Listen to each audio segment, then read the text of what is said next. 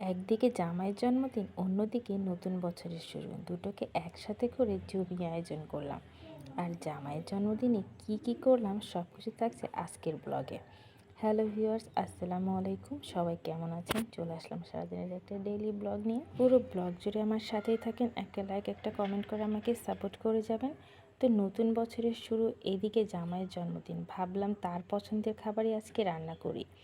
তো আজকে রান্না করছিলাম কালা ভুনা। তো দুপুরে আমি কালা ভুনাটা রান্না করে রেখে রাতে খিচুড়ি রান্না করছিলাম। আর খিচুড়ি তো আমার জামাইয়ের খুবই পছন্দ।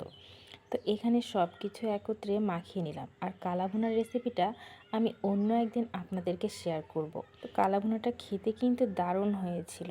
তো এখানে সব কিছু দিয়ে এখানে বসিয়ে দিলাম আর একটু পানি দিয়ে দিলাম, যেহেতু মাংসটা সিদ্ধ হইতে হবে। আর কালা ভুনাটা কিন্তু একদম পারফেক্ট হয়েছিল। আমি কখনো রান্না করিনি, এই জন্য অল্প মাংস দিয়েই প্রথমবার ট্রাই করে দেখলাম। তো কালা ভুনাটা শেষে একটু বাগার দিতে হয়, এই জন্য কালা ভুনাটা বাগার দিয়ে দিলাম। আর দেখতেই পাচ্ছেন লুকটা কেমন হয়েছে। একদিন পুরো রেসিপিটা আপনাদেরকে সুন্দরভাবে শেয়ার করব, সেদিন আপনারা দেখে নিন। আর এখানে একটা কেক অর্ডার করছিলাম, তো দুপুরের মধ্যেই চলে আসছিলো। আমার পাশে একজন কেক বানায়, সেই ভাবিকেই বলছিলাম যে কেকটা আমাকে বানিয়ে দিতে। তো দিয়েছে, অনেক সুন্দর হয়েছিল কেকটা। আর রাতে খিচুড়ি রান্না করছিলাম। আর ওইদিকে কালা ভুনাটাও বসিয়ে দিয়েছি, অল্প আছে যাতে আরও একটু হয়ে যায়। আর কালা ভুনা তো একেবারে কালো কালার হয়, সো কালা ভুনাটা অনেকক্ষণ ধরে জাল দিতে হয়। আর এখানে আমি খিচুড়িটাও রান্না করে নিলাম। আর আজকে একটু মজা করেই রান্না করছি, যেহেতু আমার হাজব্যান্ডের বার্থডে বলে কথা, সেই জন্য ভাবলাম তার পছন্দের রান্না যেহেতু করতেছি, সেই জন্য খেয়ে প্রশংসা করে। তো আমার খিচুড়ি রান্নাটা কিন্তু বরাবরই অনেক মজার হয়, আমার হাজব্যান্ড খুবই প্রশংসা করে। ভাবলাম আরেকটু যেন ভালো হয়। আর সাথে তো ছিল কালা ভুনা, কালা ভুনাটাও অনেক মজা হয়েছিল।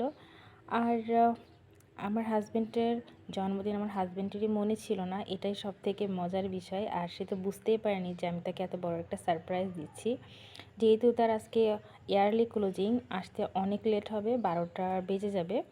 এই জন্য এটাই আমার জন্য প্লাস পয়েন্ট ছিল সারপ্রাইজ দেওয়ার। তো রান্না বাড়া শেষ করে আমি শাড়ি পরে রেডি হয়েছিলাম। আমি নর্মালি শাড়ি পরি না, মাঝে মাঝে দেখা যাচ্ছে পরি, একটু ভালো লাগলে তখন পরি।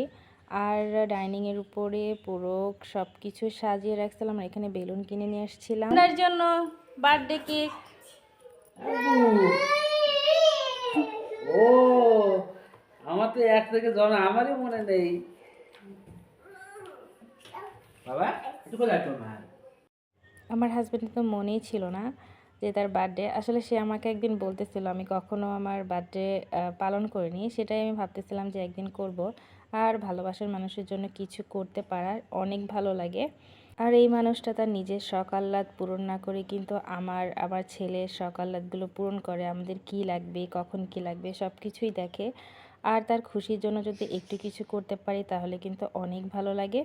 তো এখানে কেকটা কেটে আমরা রাতে খাওয়া দাওয়া করলাম। আর দেখতেই পাচ্ছেন আমাদের খিচুড়িটার লোকটা কতটা মজার হয়েছিল। আর এখানে ছিল কালা ভুনা। তো আজকে ভিডিওটা এই পর্যন্ত। ভিডিওটা ভালো লাগলে লাইক, কমেন্ট, শেয়ার করবেন। আল্লাহ হাফেজ।